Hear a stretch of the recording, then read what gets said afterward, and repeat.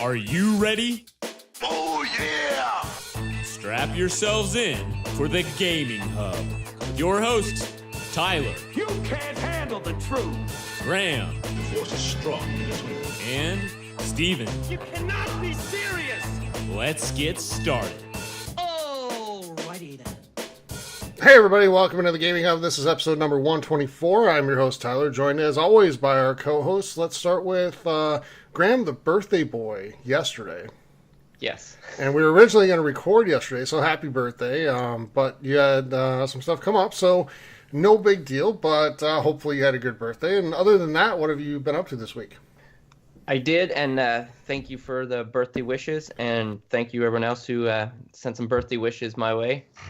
What I've been up to this week, played a bunch of NHL with you two guys, and the game, I find a big difference from last year to this year. And the AI is probably the biggest difference, but we've actually been winning. Things have been going good, so it's always nice when that's happening. And when I wasn't playing NHL, I was playing Shadow of the Tomb Raider.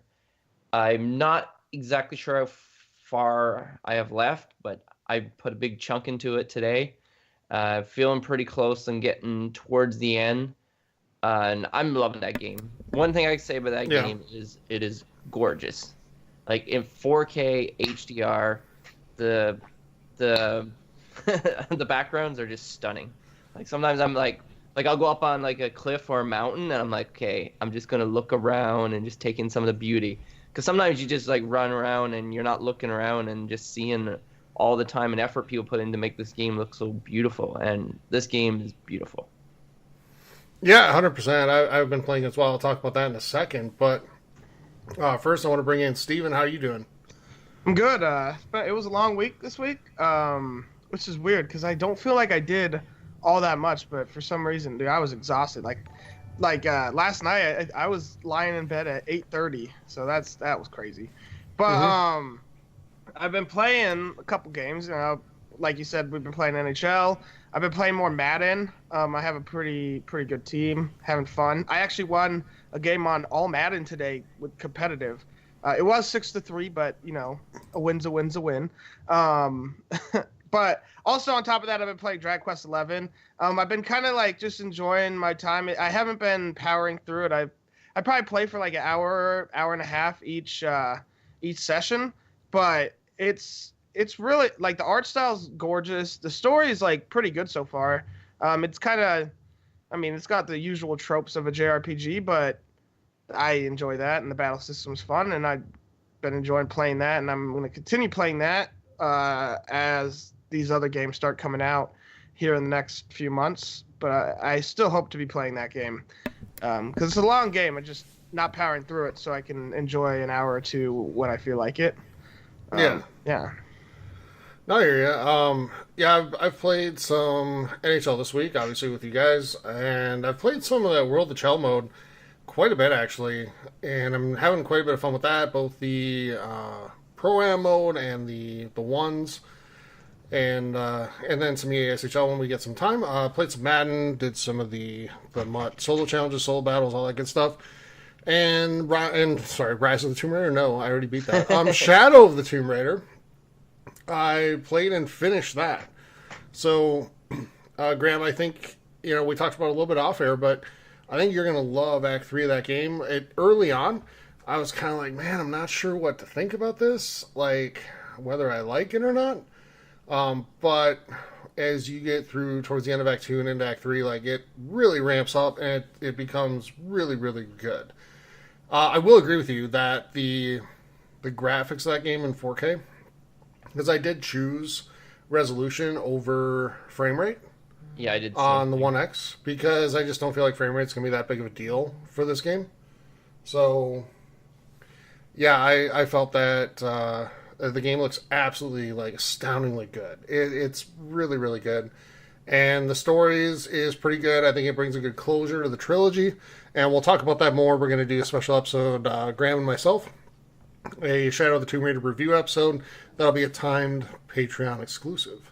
So, anything else, guys, before we move into all the other stuff? Nope. No, good to go, sir. All right, so we'd love to have you join the community, and there's a few different ways to do that. You can go onto Facebook, look up the Gaming Hub forums, and join by doing that. You can go onto Twitch, where we're broadcasting live right now, and look up TXH Gaming Hub on Twitch. Make sure you hit that follow button. And from either of those places, Twitch or Facebook, you can get a link to our Discord channel, which, it's pretty active. We have, it's been growing pretty quickly, and we just added some cool features into there for everybody to make it a little more fun. So please do that as well. If you also, you can go to YouTube and look up the Gaming Hub podcast on YouTube and check out past shows there, or some of the videos that we put up. And if you want to help support the show, we'd really appreciate that. And thank you to everybody who's done that so far. Like, you guys, we appreciate it so much. You're a huge help in us growing, getting where we want to go, and making the community better. But there's a couple different ways to do that if you choose to. Twitch. If you're an Amazon Prime member, you get a free Twitch Prime sub to use every single month. And if you're not sure how to link those, join our Discord. We have a link there for you to use to make that really easy. But you can sub on Twitch, and with that free sub, and if you don't choose to spend it on us, use it on somebody, help them grow, get better, achieve the things they want to achieve. The other way, we have a Patreon page, patreon.com/gaminghub, and thank you to everybody who has pledged through that. We're really happy with where that's gone so far. But if you for as little as $2 a month, if you take part at that level, you get exclusive content to listen to every single month, multiple times a month.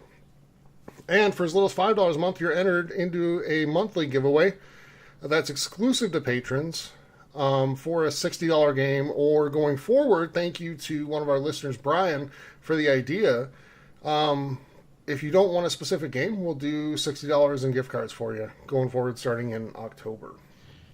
So that way, if you want to get movies or maybe games that are on sale, something like that, go for it. But we want to say thank you to the people who really help support us through Patreon. All right. Did I miss anything? Oh, I did. Make sure you get it all. We have a couple ways, a couple of community things that are going on that you can take part in. And one, if you like playing Madden 19 on Xbox, we have a Madden franchise going. There are spots available in that, so if you want to take part, it's not too late.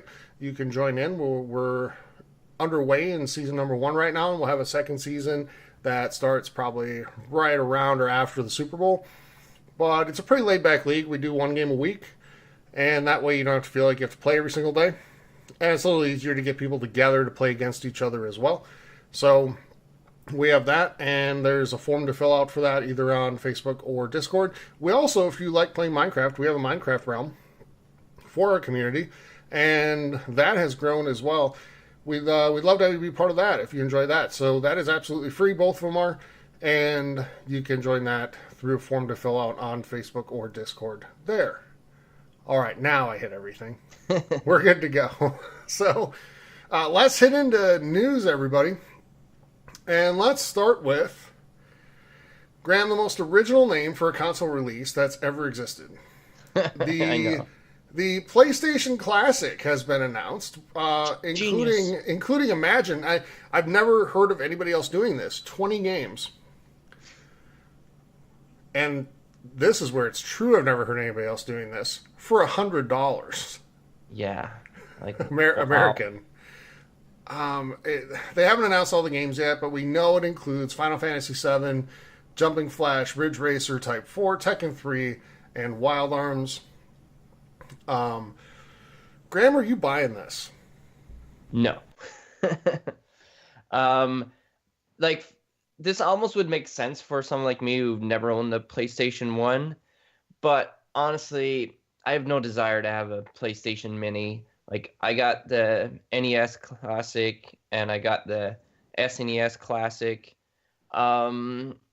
Maybe at one point I'll buy it, but I'm not like, I'm going to buy this right away. And, like, none of these games even, like, stand out to me. Like, I've played Tekken 3. I don't even know about the other ones. I don't know if you guys know about them. I don't know if what do you guys think that they only showed these games and like not all of them? Like, do you think they don't know the rest of the games or what? No, I think they do. I think they're just going to do like a timed rollout thing to sort of, quote, build hype for it or whatever. But I want to send it to Steven because I know you have some stuff to say on this. And our listeners love when Steven goes on a rant, and I think he's about to. So take it away. Well, what can I say about this that hasn't been said a million times on the internet already, but I'm going to do it anyways. This is ridiculous. Like, $100 for 20 games that came out, 15 years ago.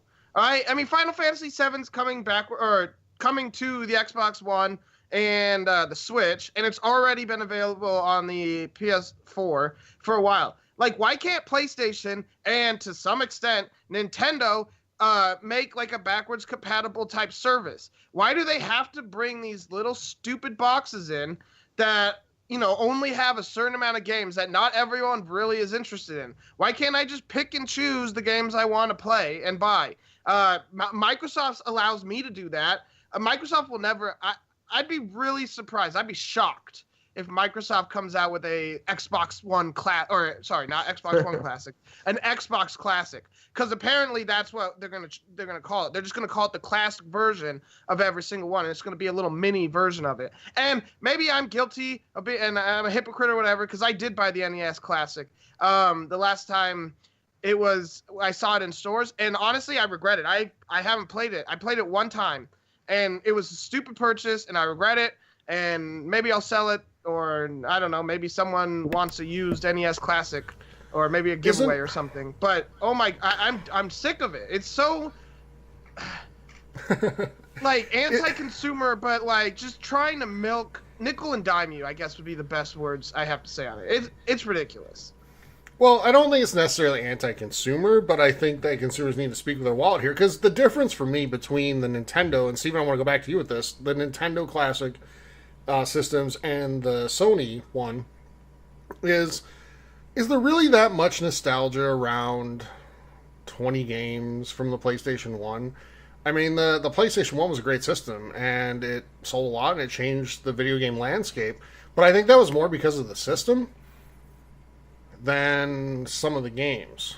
Yeah, like Tekken 3, like why would you want to go back and play Tekken 3 when there's so many better fighters out there now? Yeah, whereas now, whereas with Nintendo, I mean, you have Super Mario Brothers 2 and 3, and 3 is considered by many to be the greatest game of all time. You have Legend of Zelda 2. You have so many games that are just like iconic in this industry. And I don't feel like the PlayStation Classic offers that. And I want to hit them for the name, by the way, because you're totally playing off of the success of the Nintendo Classic systems. I'm waiting for the Nintendo DS, the PlayStation DS to come out. Yeah. Like, that's a matter of time. We'll probably get that at E3 next year. Like, come on. And Steven, like, I don't know. Where do you stand on that? Like, I feel like I have more forgiveness for people that just are so excited about these Nintendo Classic systems because of the nostalgia involved and because of the games that are involved. Go ahead. Well, Nintendo fans get a pass, I guess, on this for being nostalgic, but I think the nostalgia hurts the general video game community as a whole in other ways, but especially Nintendo fans that aren't necessarily as nostalgic. But that's a story for a different time. Yeah, who is really interested in Jumping Flash and Ridge Racer Type 4? I mean, come on. And even Final Fantasy VII, like, you can play that right now on PlayStation 4 and very soon on the Xbox One and the Switch.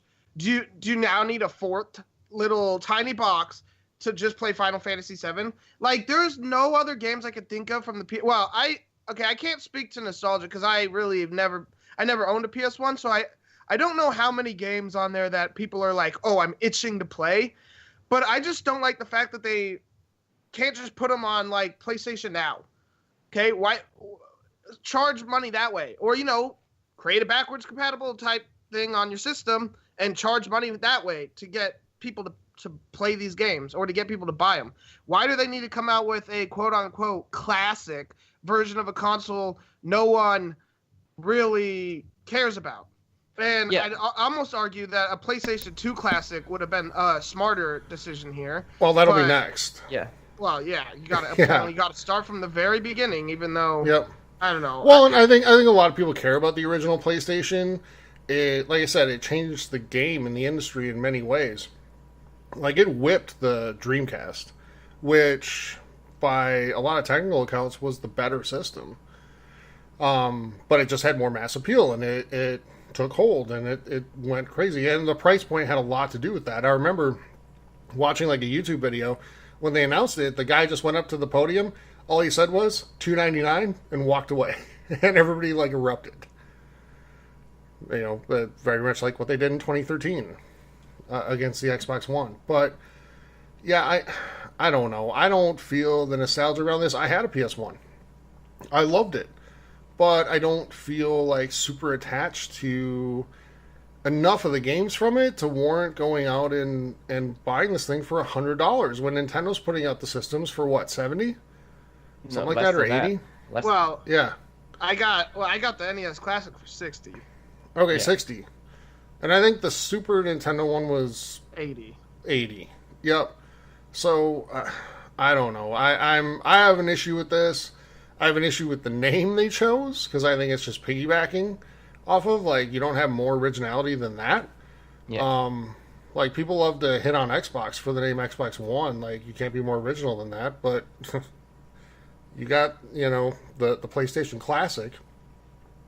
And I'm with you, Steven, on the whole PlayStation Now thing. Why can't these games be part of that? And that brings me to the second point I want to bring up, is that PlayStation is now going to let you download your PS2 games as well as PS4 games via PlayStation Now. So you don't have to have that constant online connection and stream them. You can actually download them and play them. And I want to throw it to you guys on this.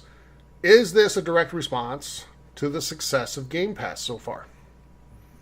I would say yes, because I would say the biggest deterrent from people doing this is you got to stream and your issues that it's a problem while it's streaming and there's lag and stuff like that.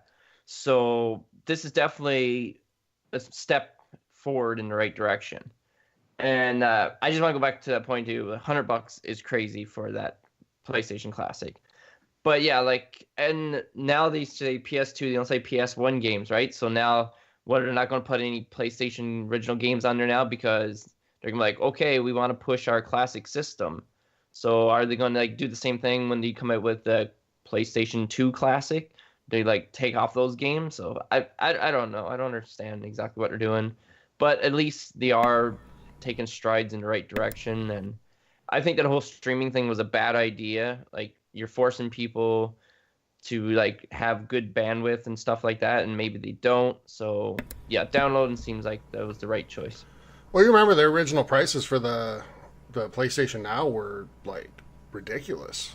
Because I was actually excited about that when they first launched it, because I got both the Xbox One and the PS4 at launch back in 2013, and when they announced like the PS Now, I was really interested in that because I never really had a PS2 or 3. And so I'm like, oh, I can go back and play these games that I've heard about that people love. But then I saw the prices on them, and I'm like, not a chance. You know, Steven, your thoughts? Is this a reaction to Game Pass? And why don't they just do a Game Pass, something like that? Well, because Sony, you know, is stubborn. But is it a reaction? Probably. It's still not perfect. I mean, you have to, according to the articles, you have to connect your console every few days, so they can still check that you're a PS Now subscriber, I'd imagine. So, you know, it's funny, Xbox got raked through the coals in 2013 for that exact line of thinking. Funny, isn't it? And now Yep. Sony's doing it, and there's no comments on that. But I still don't think it's as good as Game Pass. Like, Game Pass gives It's you, not. you know, a lot of new games. And, you know, PlayStation Now doesn't. I mean, Bloodborne's in PlayStation Now, which is great. That's a great game. You should play it if you haven't. But I don't know. I think they're behind the times here, and I still think they're going to avoid backwards compatibility for the next PlayStation console. I do too, and because there's too many ways to monetize it. And for Sony, PlayStation's one of the only divisions that actually makes them money. Yeah. So Microsoft doesn't need Xbox to make the money. They need Xbox to put the Microsoft brand out there and present a positive like brand image, which they failed miserably at in 2013. But ever since then, especially starting around 2015 or so, it's been really good. And every decision they made has, for the most part, been really good. They have become the company that listens to their fans, responds to fan requests. You know, it's not always immediate, but they get there. Because a lot of these fixes aren't immediate. And I think that's something that a lot of gamers don't really understand. But that's another story for another time. But, yeah, I would love to see Sony do a Game Pass, because I'd be all over that. I just don't see them ever doing it. I think they try to monetize a little too much. And I do, like, as much as we love Sony, like, Steven, you and I, like, gushed over Spider-Man 3. Or Spider-Man 3. Spider-Man. My God, where did I get 3 from? Where did 3 come? Because we were talking about Spider-Man 3 a while ago, the movie. And I did not gush about Spider-Man 3. But the game Spider-Man, like, we gushed over that. You know, like, so we're not anti-Sony. It's just a company that says they're for the gamer. I don't know. The verbiage and the actions don't really match up here. This is where one of you guys goes. Go ahead. Yeah, I mean, I have not Sony played makes great Spider-Man. games, but then Sony also makes really terrible decisions across their like UI and products offered that aren't games. Like, Sony would make a great publisher. They don't make a good console maker. I'll leave it at that. There's their like decisions are bad. 90 million people that would disagree with that. Well, Yeah. they can disagree all But- they want, but it's really stupid that they don't allow EA access on their console because, you know, well, we don't think the gamers would want that. You know, And- that In their defense, I'll say this. You're not required to always take the position that most benefits what, you know, people want and gives them the most stuff for the best value. You're not required to do that. no, but then especially when you're number- people get upset that you don't. Yeah. When you're number one, though, you don't take that position very often.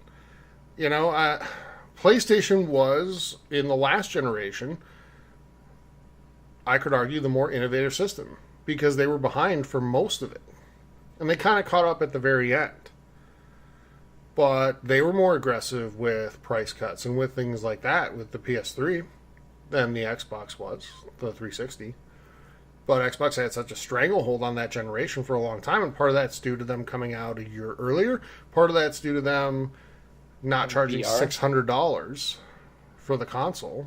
Yeah. And they were much easier to develop for than the PS3 was. Yeah, that's true as well. And then that sort of kind of flipped this generation too.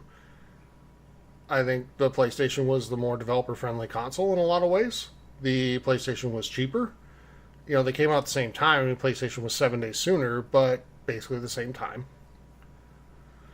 And I just think that Microsoft had so many missteps, and I think the missteps go back to the end of last generation, starting with the first Kinect. Because that's when they kind of got in this mode of, like, they got a little arrogant, and they started telling consumers what they want rather than listening to what they want. And I feel like Sony's in the same spot right now.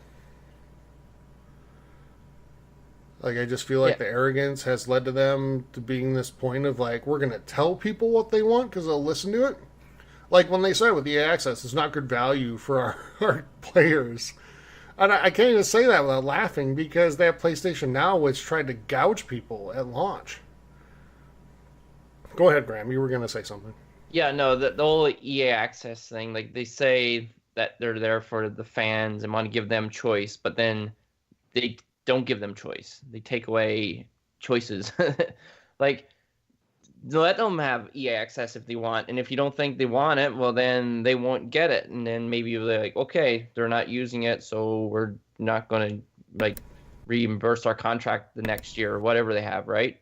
But you can't tell me that Yeah. PlayStation fans would not use EA Access. Why not let the players decide?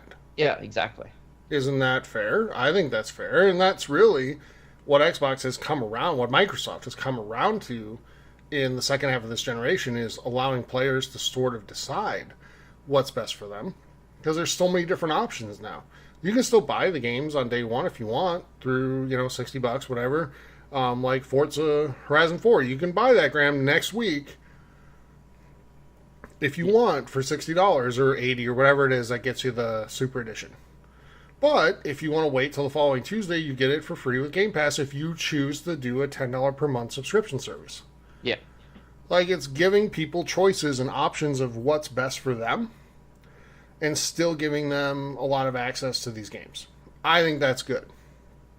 And I think the start of next generation, PlayStation's not going to get the numbers that they thought they were going to.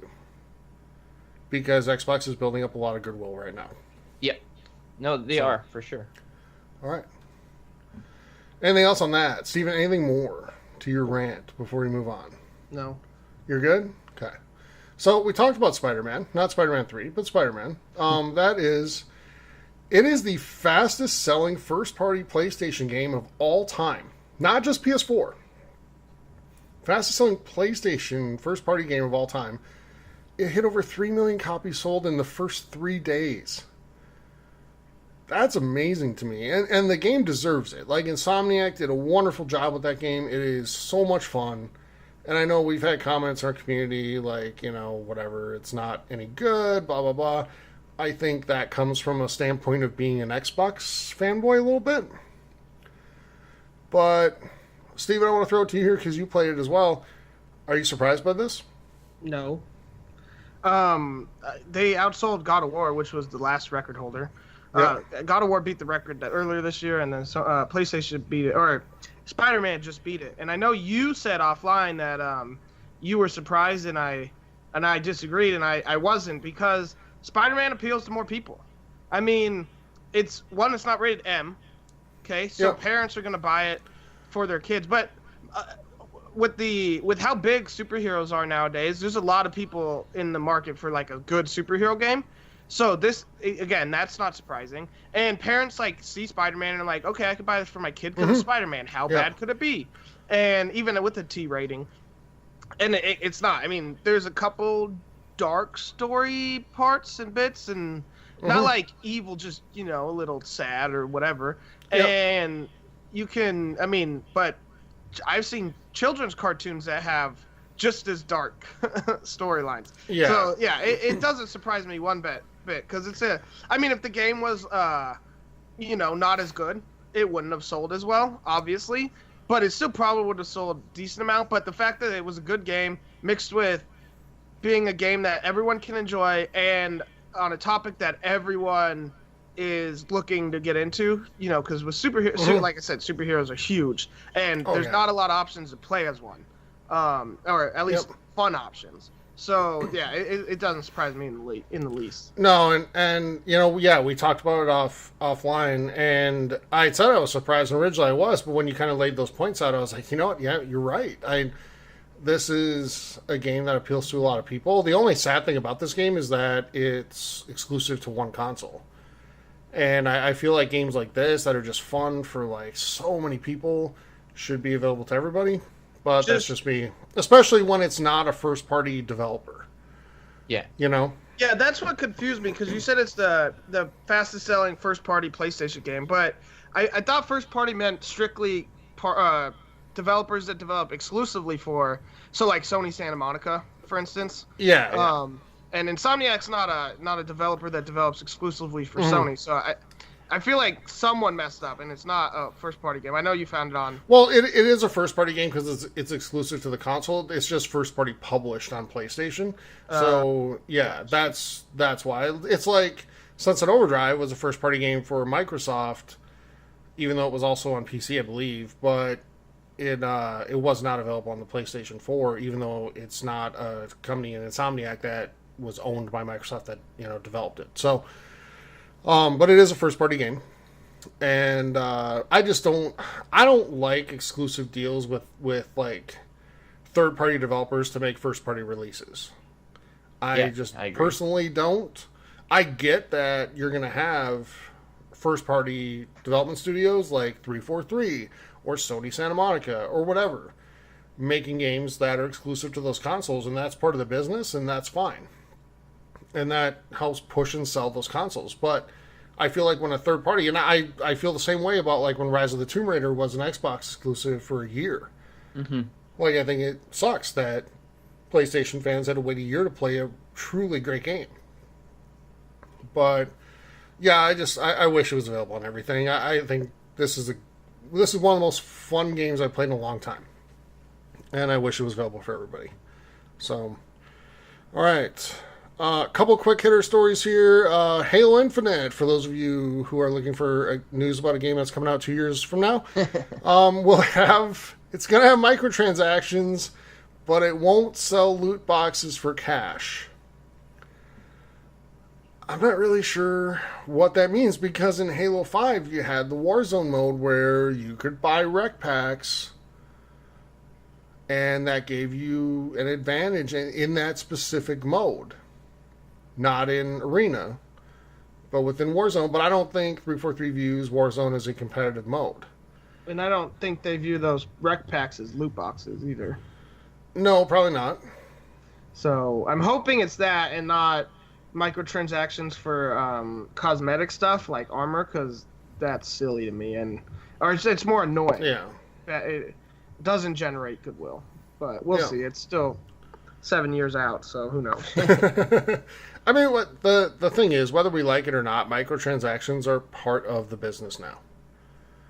And the price of a game has not... We just talked about this right before we went live, but the price of a game hasn't gone up in, over 15 years or almost 15 years? Yeah, thank goodness.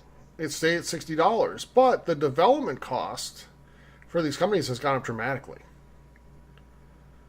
So they've got to find a way to generate income, as long as they do it right and don't make it game-breaking for people who don't have a ton of money to spend. Like, looking at you, Star Wars Battlefront. To me, it's fine if you do it fairly. And it's just cosmetic stuff or whatever, and, people really want to support the game more and they buy whatever. That's fine. To me, anyway. But anyway, either you guys disagree? No. Okay. Yeah, no, not at all. And all right. Yeah, no, it's a thing that a company can make money off it, so they're not going to take it away. Hopefully, it's not pay to play. That's the only thing I don't like. The whole cosmetic thing, I'm perfectly fine with, but I don't think that's a fair plan. That whoever gives us the most money, they're going to do the best and stuff like that. Mm-hmm. There's no need of it, so no. Hopefully that's not. But like Steven said, we won't know for another at least 2 years till this game comes out. So. Well, yeah, and yeah, it's 2 years. My bet is that this is a launch title for the next Xbox console. But yes, it makes sense. Mm-hmm. So also. Quick story, Red Dead Redemption 2, Graham, you've softened to this game recently in terms of buying it, will feature a full first-person mode at launch. So, Graham, are you buying it? And if you do, will you play in first person? I don't know if I'm buying it. If I did play it, I probably would play it in first person. Now, is it easy to get in and out of first person? Do we know, or we just know that... It's just gonna be a feature. Yeah, I imagine it's just one like push Fallout. button. Yeah, I'd imagine it'd be like Fallout. So I like that it gives you that option, and you can just like change it around and stuff like that. But I mainly play in first person, so and I like I said, I don't know if I'm getting it. I'm not going to commit to it. I'm not telling you I'm getting it. I'm just going to leave it as a little surprise. You never know. Okay. But no, I'm very curious to see how it reviews, and if they're like, it's the greatest thing since Breath of the Wild. I'm like, okay, you compare it to Breath of the Wild, then maybe I'll give it a try. It's gonna be better than Breath of the Wild, Graham. Well, some of the not a chance. The things that I saw recently made it seem like there's kind of like Breath of the Wild with how you can cook and stuff, but if you don't cook your food quickly, it spoils. It goes rotten. And holding too, right? With temperatures and stuff. Yeah, if you're rocking around with a heavy jacket in the middle of the sun, then then yeah, you're not going to be able to run very far. I'm not sure how much I like that, to be honest. And Steven, you said it right away. You're like, I wonder if, this is going to make Tyler not like the game as much. It is. And it might. And that's really sad for me because this is the game I've been most hyped for since I heard it was coming. So I really hope they don't go too far down that route because I just don't like all that super micromanagey stuff within a game. I do. It sounds awesome. Having to take a bath, otherwise people won't interact with you. Love it. Yeah. No, but back to your original question. Yeah, I go will ahead. probably not play in first person because I just prefer third person for most games except shooters. And I mean like actual shooters, not games that have shooting as an element in them, like this one, or even like Fallout. I played almost exclusively third person. So that's what I'll be playing. And Graham, you have time because we also saw that online won't be coming till like probably a month after release. Yeah, so if you're not super interested in the single player, you can look at the reviews and maybe even watch one of us play and then figure out if you'd like to give it a go. Yeah, no, I feel like for what this game is and who developed it, I should give it a chance. But like I said, I'm not going to commit to it because there's other things that I will want to be playing and stuff like that. But like I said, I'll probably watch you and base my decision on that and just see how it's getting with the reviews and stuff like that. And I'm wondering too, with all these options we're talking about where they force you to take a bath and they're forcing you to do all this stuff, I wonder if there's going to be like an option where you can like turn it off, because it's not a bad idea. Because like, for example, Tyler's like, something like this may turn him off from the game, and there's a lot of other people that would be like Tyler as well. It's like, this is just too much, like micromanaging and all that stuff. Especially if they play other games as micromanaging. It's kind of nice to get away from micromanaging every once in a while. So if they do that and it'd be like, so you can turn off like certain options, I think that would be a good way to go for them. Yeah, instead of forcing you, right? Yeah, so I mean, I get the argument of like some people would not be interested in having to take a bath or like wash their clothes before they interact, and townspeople might not like be so inclined to talk to you if you have blood on your clothing, because you just killed a person. But I don't know. I want to see how it plays first. I could see how it could get tedious, but if it's something that, like, I feel like you're picturing it as something that happens like you need to do every half hour. I imagine taking a bath's gonna be like every 3-4 hours, and it's not going to take a lot of time, and it's probably going to have a kind of funny little cutscene involved if there is one at all. And so we'll see. But what I want to see is something where I don't want it taken out of the game because I want it there for people that want it. I would prefer it be something that enhances the experience for people who choose to do it, but doesn't take away from the people who just don't. Or a better thing, I don't know why games haven't done this, is have an option for realism mode where like stuff like this is turned on, and like I'm thinking something akin to Fallout survival mode where like you have to eat, drink, and sleep at regular intervals, otherwise bad things happen because that's realistic.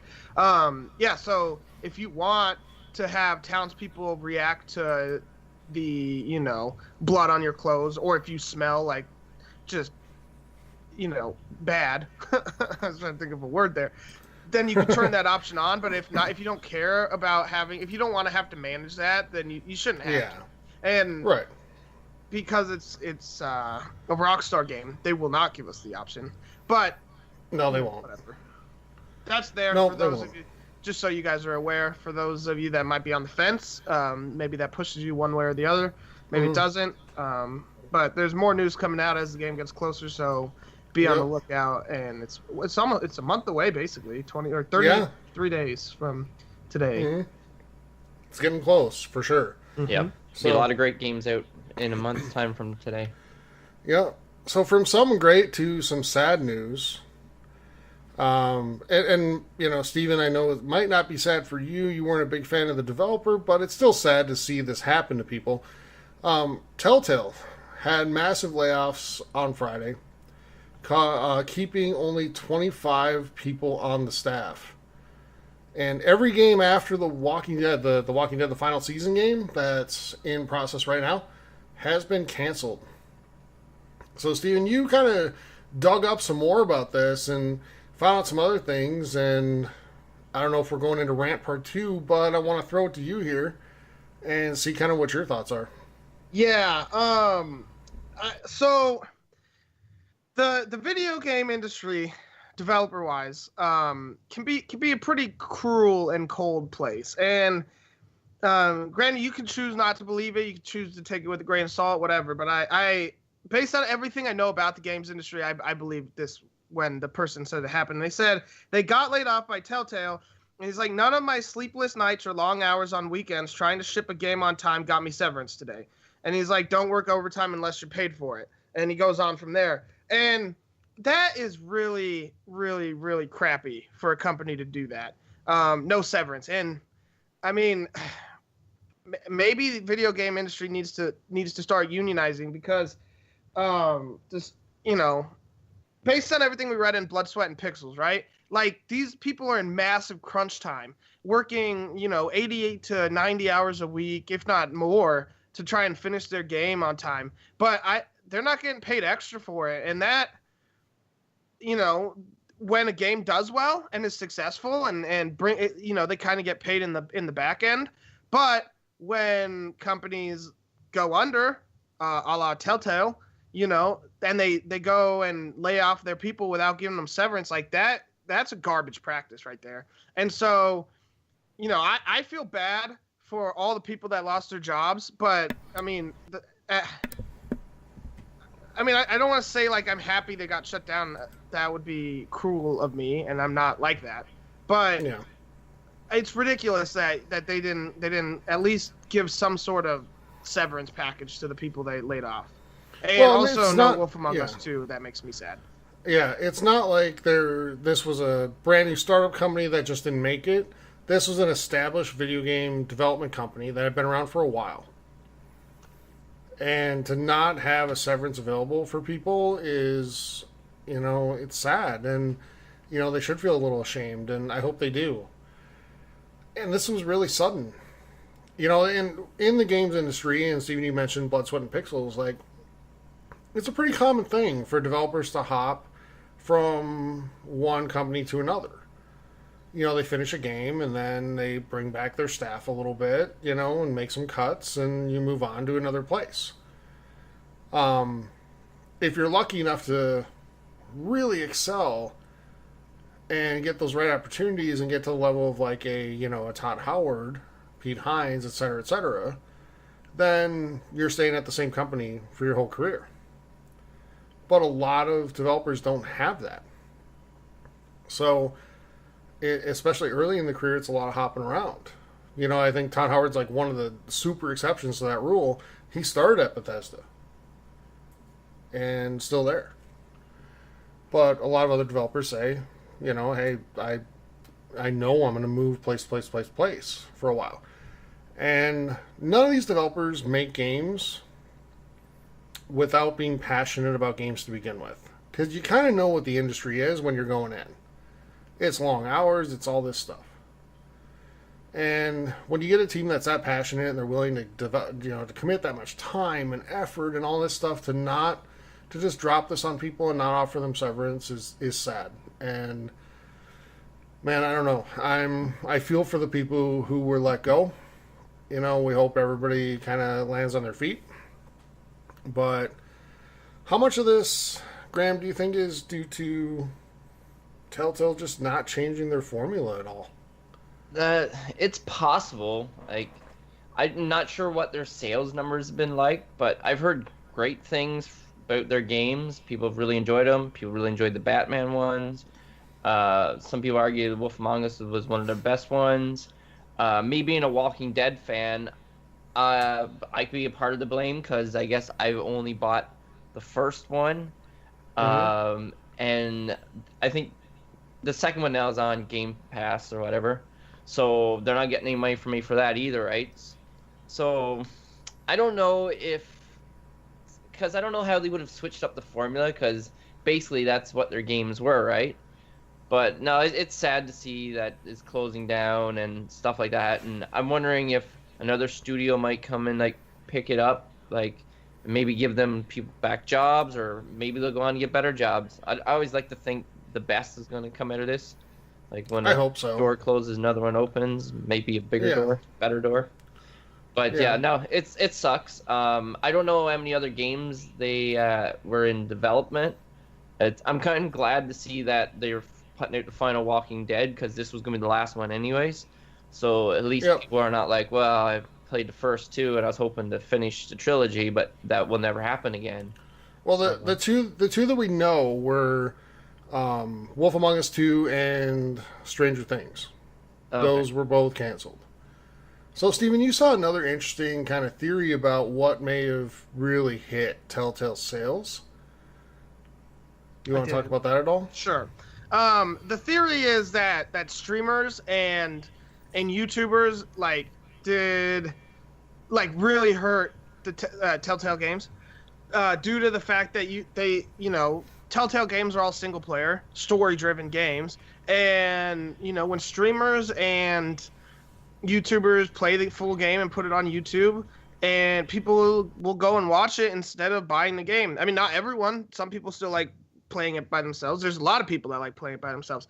But a lot of the younger generation, the Twitch generation, like to watch single-player games on YouTube and or Twitch, because it saves their money for things where they can play with their friends. So they save their money to buy like Call of Duty so they can play, Blackout and Zombies and whatever, and online, just regular online with their friends, or even like Red Dead Redemption 2 with its online.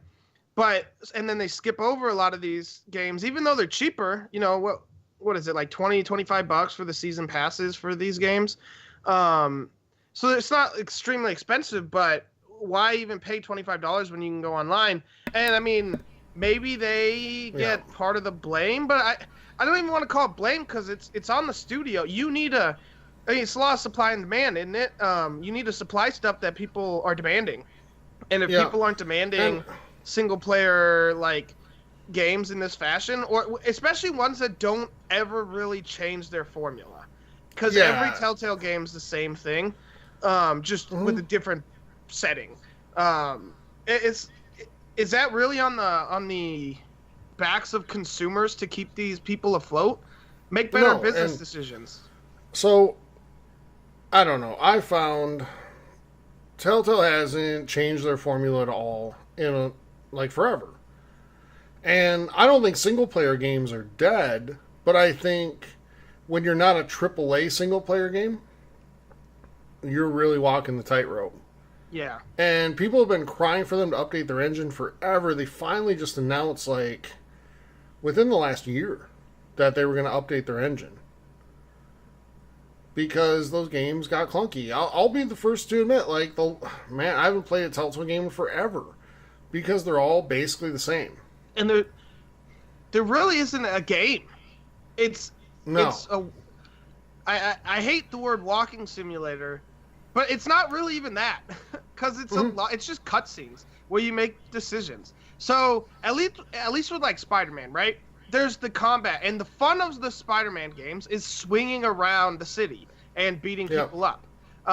That's the fun. You can get basically the whole experience on YouTube for any of the Telltale games. Yeah, the thing is, when I played Spider-Man, that game is effective at making you feel like you are Spider-Man.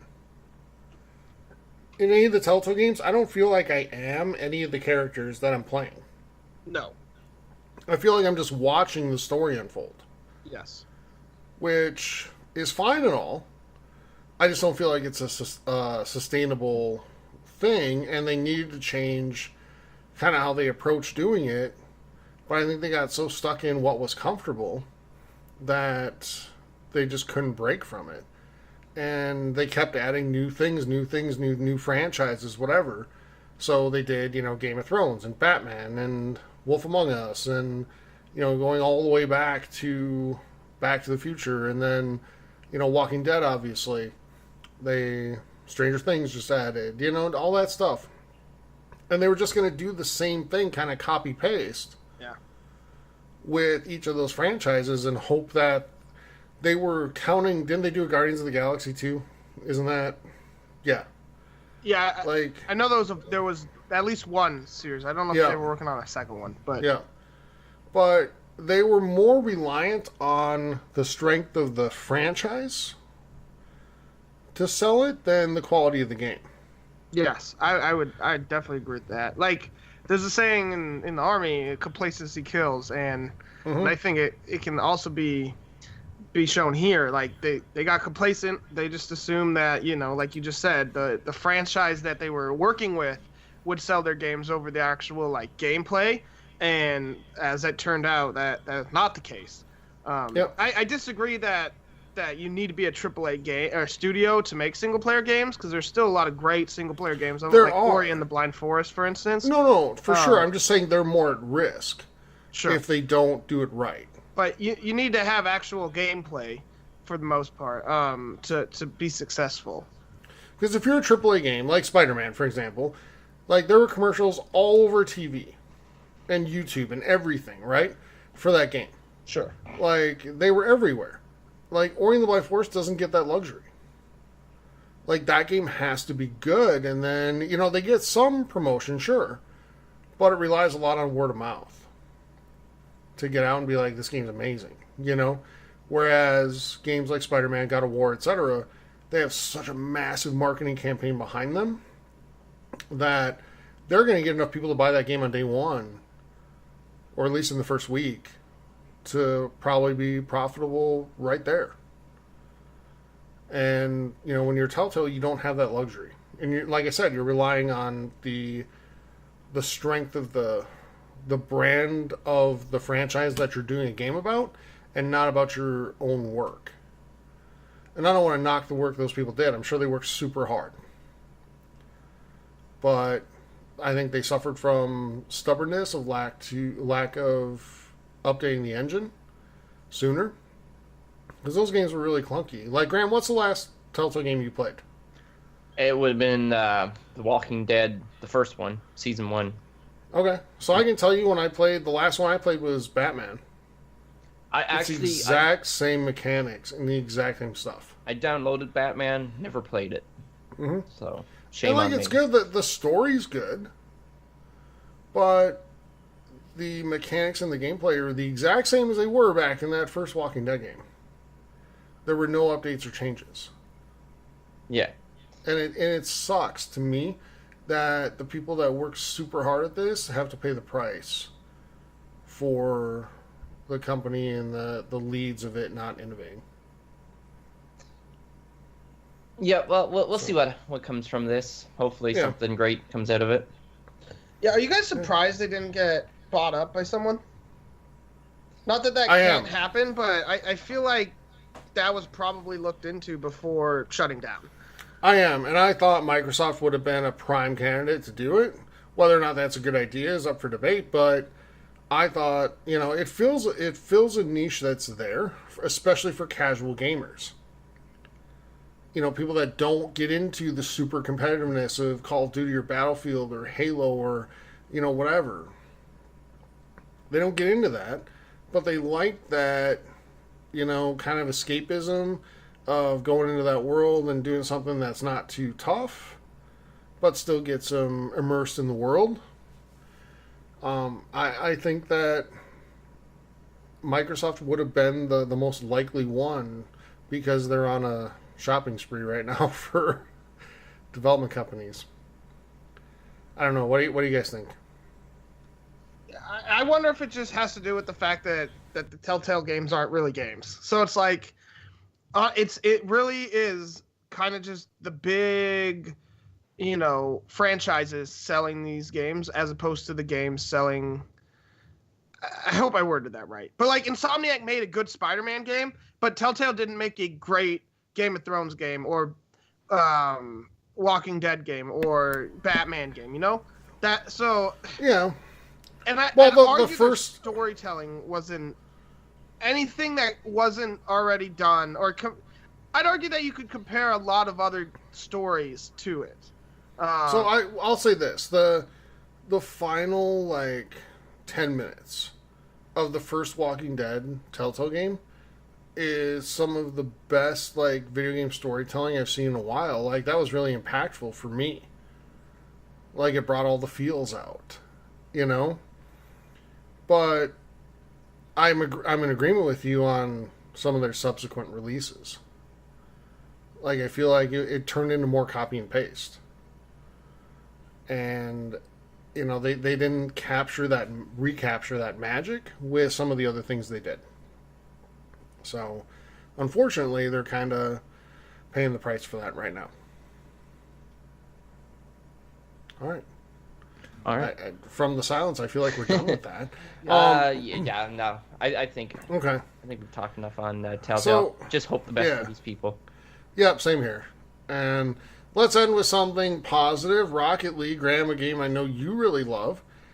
It now has over 50 million players. So you want to talk about, one franchise one company that, didn't succeed to go to a franchise that, man, they hit on something that people love. Mm-hmm. They marketed it right. They update it constantly. And they continue to make it relevant. Like Rocket League, man, over 50 million players now. That's amazing for them. Yeah, no, those are great numbers. And yeah, I don't see it like slacking off. Like this game, like you said, they're supporting it. My roommate personally, he plays this game a fair bit. He got a bunch of friends that they play online. Unfortunately, they only play on PlayStation, so there's no cross play. But that's a whole different story. But yeah, I was really enjoying this game. I kind of got away from it. I think we should maybe start, because I think they came out with clans now or something like that, so you can do some personalized stuff. So it's a fun game. Like the matches are relatively short, so you can punch in a lot of games with a short amount of time, and it's a lot of fun. You just you don't. It's not too serious. People do play it pretty seriously, but starting out, it's a fun game if you got some time to kill. For the record, by the way, before I throw it to you, Steven, I think this is a game that does microtransactions to perfection. Because you can buy, skins for the cars. Like, you can buy the Batmobile or whatever, lots of different types of things. But it doesn't impact how you play the game at all. You can still lose to somebody who has, the first car they got the first day they downloaded the game. And I think they do it super well.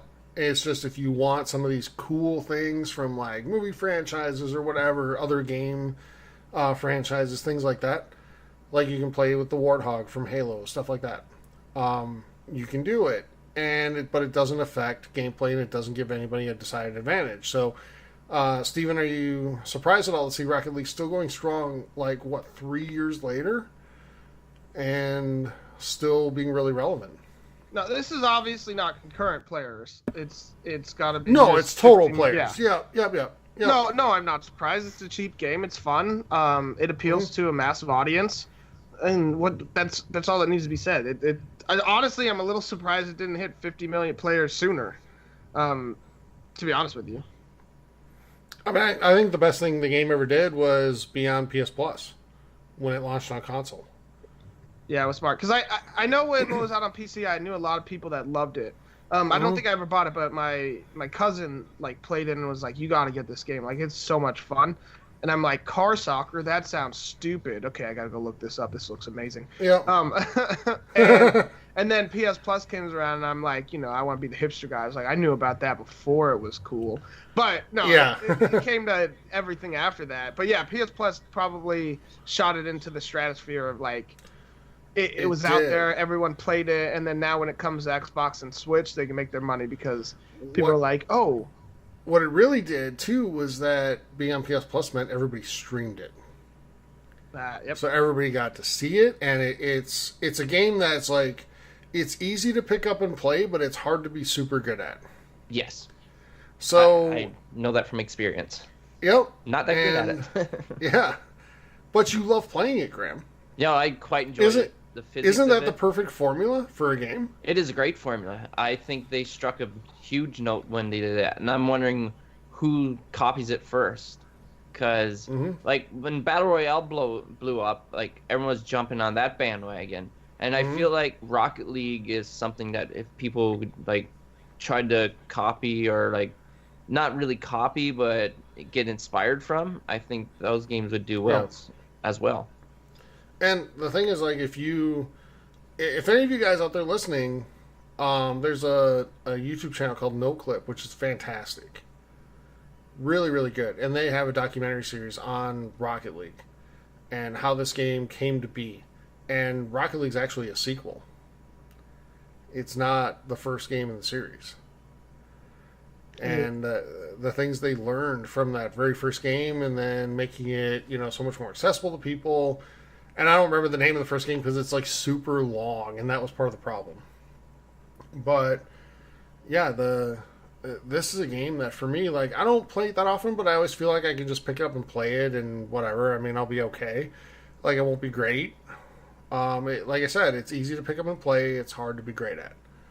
But I feel great, good for them. Like, they've, Science put together a game that's amazing and clearly it's resonating with people years on from release. So, good for them. All right, guys. Anything else before we move into releases? No. Let's get this release train rolling. All right, let's do that. So let's move into releases for the week, and we'll start with Xbox. You can get FIFA 19 on the 25th if you are looking forward to the new FIFA game. And, Steven, you said that Ultimate Team in FIFA, you played the demo, was not something that you loved? Yeah, I don't think it's as good as Madden, which surprised me because FIFA has a bigger audience. Not in America, obviously, but around the world. Yeah. So yeah, it did surprise me a little bit. It's not that I didn't love it. I didn't think it was as good as Madden, and it's hard to understand. Like, Madden's was very, very intuitive, whereas FIFA isn't as much. And so maybe if I play it a little longer, I'll enjoy it. But I was thinking about purchasing one of the, like, top tier level versions of the game, and I'm not so sure I'm going to do that anymore. Okay. And I think it's fair to say, and I think you'd agree, Stephen, that in terms of Ultimate Team, and feel however you want to feel about Ultimate Team, but Madden, I think, does the best job at making it accessible and fun for the most broad range of players. Whether you want to play online or single player, do challenges, do whatever, and no contracts and no stuff like that. I just feel like it's super accessible. So, if you haven't played Madden Ultimate Team yet and you like Madden, give it a go. But FIFA 19 is available on the 25th. You can get This Is the Police 2 also on the 25th. And if you buy, like, the Super Edition of Forza Horizon 4, you can have it on the 28th. But you get it for free if you have Game Pass the following Tuesday. Games with Gold, Live Lock available through the 15th of October. Prison Architect through the end of the month, the 30th. And backwards compatible Sega Vintage Collection Monster World through the 30th of September. That's it for Xbox. What do you got for PlayStation? All right, so all these games come out on the 25th. You can get Valkyria Chronicles 4, FIFA 19, and Hollow Knight Voldheart Edition. And then for the PS Plus games, you can get Destiny 2 and God of War 3 Remastered. Only a few more days to get those two, so definitely get on that if you haven't. Graham, Nintendo. Yes, for Nintendo, all these releases are for September 25th. First one we have is Ultimate Chicken Horse, because that name just sounds awesome, so worth checking out. Then we have FIFA 19. And lastly, South Park, The Stick of Truth, the original one, the first one, is now available on the Nintendo Switch. Well, it will be available on the Nintendo Switch on September 25th. And that's all I got. Take it away. Take it. All right. Take it away. Let's move on to questions. Starting with Piracy. Ask, what's the worst game you've ever played? Somebody Destiny first? 1, easily. The worst game. No, I'm just kidding. But a couple people in our community were placing bets on that, so I wanted to help them succeed. What was the title? Destiny. Oh, yeah, no. Definitely not the worst game I've ever played. No. Not even close. Like, Destiny does a lot of things right. I was going back and forth between a few, Steven, like, Breath of the Wild and stuff like that. I'm just kidding, Graham. Wow. When you brought it up, I have to agree, and I know you're probably going to say the same thing, but Brink. You stole mine. I know. Brink. It was one of those games that I had successfully struck from memory until you brought it up. Yeah, And he stole that from me. As soon as I saw this question, I was the one who brought it up. I want you listeners at home to know that. I was absolutely looking forward to this game. It was one of those games I pre-ordered, and I was in high school when it was coming out, so I was poor.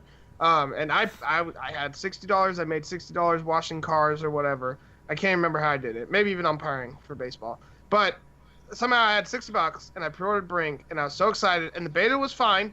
The beta worked mostly. Game comes out, hot garbage mess. And it was the most frustrating thing ever because you could not play it because the servers just didn't work. And I remember the game being on sale at GameStop for like $2 like 4 months later. That's how bad that game was. Yep. Graham, your turn. Me is going to be the Killing Floor 2. Oh, come Really? on. That's not the. Oh, that come can't be the on. worst game. I did not like that game at all. So what didn't you like about it? Because we played this over last holiday season, doing like the Christmas theme thing, and that was fun. Did not like it whatsoever. I didn't even want to play it, but I played it just to be friendly and nice.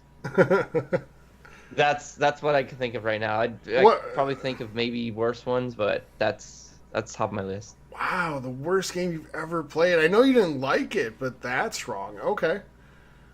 All right. That's the worst answer ever. All right, Steven, what's next? For the Cog32 asks, what's been your favorite game of 2018 so far? 2018. Spider-Man. What Spider-Man for me. What have we got in that list? God of War was in there. I can say God of War for me, I think. I can't think of anything. I'm really enjoying Shadow of the Tomb Raider, but I haven't finished it yet, so... Yeah, I'm going to go Octopath Traveler. I actually really loved... I didn't beat it. I don't know if I ever will, but I loved what I played of it. It was a lot of fun, so that's what I'm going to pick. Okay. All right. Sandman asks, are there any movies or TV shows around right now that you think would make good video games?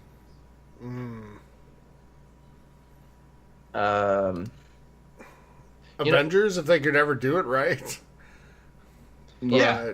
You know, I was kind of thinking that. And there's a question coming up that I'll talk about the answer to that. But for me, any movies or TV shows? Well, I haven't watched any new recent TV shows, so it'd have to be a movie. Graham, you could go first with that. So, I'm gonna say a TV series, Netflix series I've been watching, but I watch it and it kind of reminds me of Fallout 4. But I'm gonna say The 100. I think that's a game that could go well as a video game. Or a TV show, a series that can go well as a video game, because there's lots of different environments, there's some space stuff, so I think that could work, and I really enjoy that series, so I think I would enjoy that as a game as well. Okay, I come up with a good one. So it'd be a horror game, and it would be a horror game set in A Quiet Place's universe.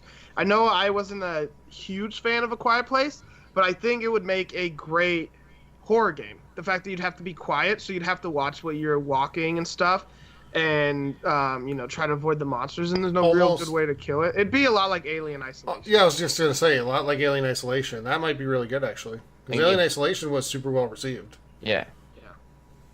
All right. Okay. Mr. Jonas Blaine asks, what would you like to see as a Lego game? And he put in there, he was like, let your imagination run wild. So... Oh, boy. Graham, you want to go on this one? Do you have anything? Sure. Ninja Turtles. Okay. Ninja Turtles Lego. I would love to see the crossover humor, because the Lego games always are kind of funny. So I would love to see what they would do with like Deadpool. And maybe that's a cop out because we get so many like we get the Star Wars, the Harry Potter, the Lord of the Rings, Pirates, like all the big and the Avengers for sure. Yeah. Lego games. So maybe that's a cop out. I did see someone in Discord say that Frasier, the Lego game, and that'd be kind of funny. Or like how about Seinfeld Cheers or something like that. That'd be interesting. Cheers. Well, we would need a like one of those episodes. We would need the Thanksgiving episode to be one of the Lego Mission Improvement Cheers. Oh, I was Simpsons. Simpsons Lego game would be Oh, awesome. How about that's the a good West one. Wing Lego game? I don't know about that. That might be a little rough. Yeah. No, but that actually got me on. Supernatural would be a good Lego game. That would be fun because it'd be like a humorous take on like a horror like type show. So I'm gonna say South Park. Okay. I think that would make a pretty fun Lego game because the humor is already there. So yeah, I think that would work well. All right. Okay, so next question. Rumham asks, would you rather see Insomniac make a Spider-Man sequel or have them work on another hero in the Marvel Universe? And this is what I was getting at with Sandman's question, because I thought of it as a joke, but it'd be interesting to see. Like, so Insomniac made a Spider-Man game, and then now if Insomniac makes like a couple other superhero games and then combines them into a Avengers type Avengers game? Yeah. and that'd be how they do it. And now it follows the same formula just with different superheroes as the and like I think that'd be cool. The problem is it's a lot easier to make movies than it is games. Like movies don't take as long, games do. So like you wouldn't get Avengers till 10 years from now. Yeah, so that'd be kind of an issue, but well, first and foremost, I'll go real quick. Just first and foremost, I really want to see them make Sunset Overdrive 2. I don't think that's going to happen for many reasons, but if I had to go away from Spider-Man, I want to see him do another Spider-Man game. But if I had to go away from it, I'd probably go Captain America. Yeah. I think they set up for a sequel. I have a hard time believing that the DLC will kind of, capture the plot, not plot holes, but like the setups. I don't think DLC is enough to tell it. I have a feeling we're going to see a second Spider-Man game, and I'd be okay with that. But I would also like to see him work on, I don't know, a Black Panther game would be pretty fun, I think. That's a similar type superhero to Spider-Man. That would be kind of fun to play as. Or Iron Man. Iron Man would be pretty fun, even though that might be everyone's answer. Graham? So I'm going to say with the success of Spider-Man, I'm going to say you guys are going to get a sequel. I say you guys because I haven't played it yet, so it's not for me yet. As far as a game that I would choose for them to do, I would probably go with like it's not Marvel Universe, but like a Superman game or something. Because like we've been hinting and talking about a Superman game, maybe one coming out, and I think Insomniac might be able to pull that off pretty good. It's not going to be Insomniac though, because it's Rocksteady. Rocksteady, yes, Rocksteady has rights to it, I think. Okay. Yep. And I think we're already going to get one. Like I think it's in the works. I have a feeling. It's not. They just haven't announced it. I would bet E3 next year is when we see it. Yeah. So. All right. Yep. Okay, but then if I pick Marvel, well, no, that's not Marvel either. I would say Aquaman. that was just a joke. I mean, that's fair. Yeah. No. Wonder Woman might be all right. Yeah, Wonder Woman. There you go. Hmm. Yeah, you want to name any other DC characters? All right, Nick the Bearcat asks, who's the best villain of any video game? The best villain, Bowser. He's not a villain because Mario invites him to go-karting and play tennis. Yeah. So he can't be a villain. So that bad answer, Graham. All right, I'll say Ganondorf. Ganondorf. There you go. Yeah. I'm gonna preface this saying I think a few people would maybe say Sephiroth here, but I've never played Final Fantasy VII, so I can't say that. And he's made appearances in Kingdom Hearts, but never as the main villain. So again, Wait, guys, what about the villain from Far Cry 3? Oh yes, Voss was a. Oh yeah. He, I don't know who he is, but I heard he was like the best. He might be one of the best video game villains ever, for sure. Voss was very good. I'd also put Tartarus up there. I hated that guy. I played a lot of Halo 2, and I played the campaign a lot, and I hated General Tartarus. So maybe him. Okay. Yeah. Tough question, Nick. Tough question. Yeah, I'm at a loss here, but I'm gonna go with General Ram. Actually, I think he was very good, and I think the scene where he's introduced sets him up as somebody you have to hate. Yeah, for the remainder of the game. That's not a bad. It's not a bad answer either. Yeah. No bad answers. All good answers. Terrible. All right. All right. I guess. All right. So one more. One more. All right. Let's go with Dylan's question. Dylan Anderson asks, given the Forza Horizon 4 demo being released, and usually Forza is the cutting edge for graphics, given how far we've come in the last 6-7 years, do you think we've come to a point where there won't be any noticeable changes to games anymore visual-wise? So, for me, the easy answer is yes, we've come to that point, but I'm going to bet that the exact same question was asked when like the PS2 and the original Xbox came out, and the same question was asked, especially when the one or the 360 and the PS3 came out, and then again now with the one and the PS4. So no, I don't. I think we'll continue to advance. 8K TVs 10 years from now or 8 years from now are going to be a mainstream thing, if not sooner. And it's just going to get better and better and better. Yeah. With like 4K and HDR, like games are pretty realistic looking as it is, but they will improve for like blur, motion, and like frame rate. So like we won't notice like major differences, whereas like you gotta get this now because what you're playing now looks terrible, because what we're playing on now looks amazing. So it's gonna be hard to justify going to like the next one if it's not a massive difference, which it probably isn't by my prediction. But there will be like refinements and little improvements and things like lighting. There's always like tweaking going on. So we won't bottom out. We'll just be getting closer to where it's perfect. Yeah, I'm with Graham. There will be noticeable changes, but I don't think there's going to be as big of jumps as there was from like say standard def to HD. Yes. Because that was a huge one, and then there were a couple before, going from the 16-bit generation to what was polygons or whatever it was called. Yeah. So we're not gonna see like huge leaps, but we're obviously there's going to be noticeable changes. Like even now, like I can tell the difference between 4K and 1080p, but it's not bad. Whereas going from 1080p down to or HD to standard def is very noticeable and very off-putting.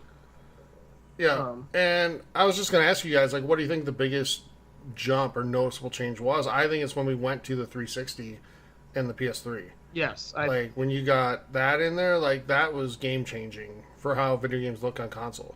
Mm-hmm. For me. Yeah, I still remember. I really... Yeah, go ahead. I still remember when I got a 720p TV, like flat screen for Christmas one year, and I was playing on an old like boxed CR TV or whatever they were called, and I had a converter so I could. It was like the AV cables took coaxial, so I could play on the TV with my 360. And when I got the HD TV, I played Gears of War 2, and I was like, this is the most realistic game I've ever seen in my life. I know. It'll never get better than this. Yeah. I know.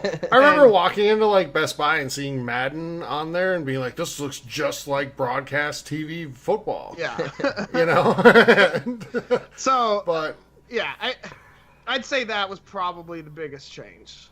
I think the biggest changes going forward are going to be in like how we play games. Like this generation has brought along this era of like kind of that shared experience playing together with games like Destiny and Division, et cetera, et cetera, et cetera. I think we're just going to see more of that going forward, and how in terms of how we play versus how it looks. I think those will be the biggest differences. But anyway, All right, that'll do for questions this week. Thanks, everybody, for sending them in. Really appreciate that. And remember, if you send in a question to our show, you can do so through either Facebook or Discord or Twitter, actually, and you're automatically entered for a monthly giveaway, which we do in the last episode of every single month, which, by the way, is next week. So if you haven't sent one in yet, do that. And if you send in another one, you're good to go again. So there's a few ways you can join the community and send in questions. You can go to Facebook and look up the Gaming Hub forums. You can go to Discord, to Twitch. Look up TXH Gaming Hub there. And from either of those places, you can get the link to our Discord channel. And we have a channel there specifically for questions for our show and a lot of other topics as well. We'd love to have you be part of those. We also have a YouTube channel, the Gaming Hub podcast on YouTube.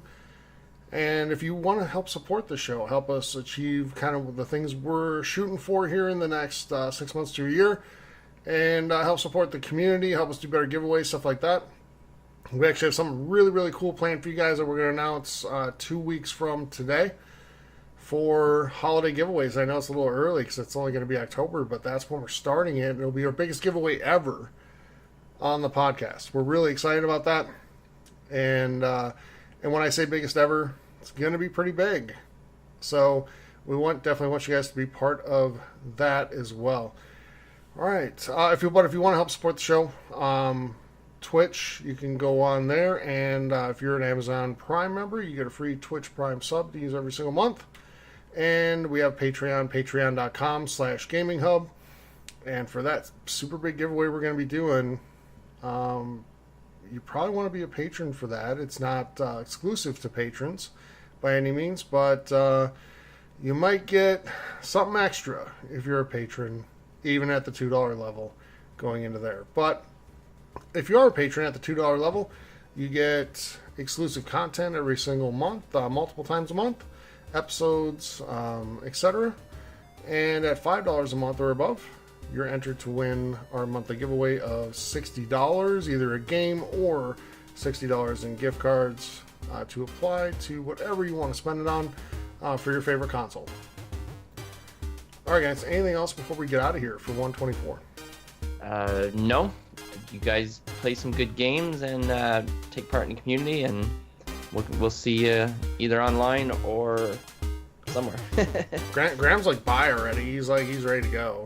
No. I'm here. I'm here. I'm not going nowhere. But yes, this has been episode 124 of the Gaming Hub. We'll be back next week with it'll be episode 126. Actually, we'll be posting for everybody a Spider-Man review episode that Steven and I did. That was a timed Patreon exclusive a couple of weeks ago. We'll be posting that as 125.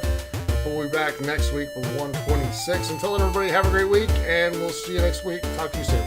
Take care, everyone.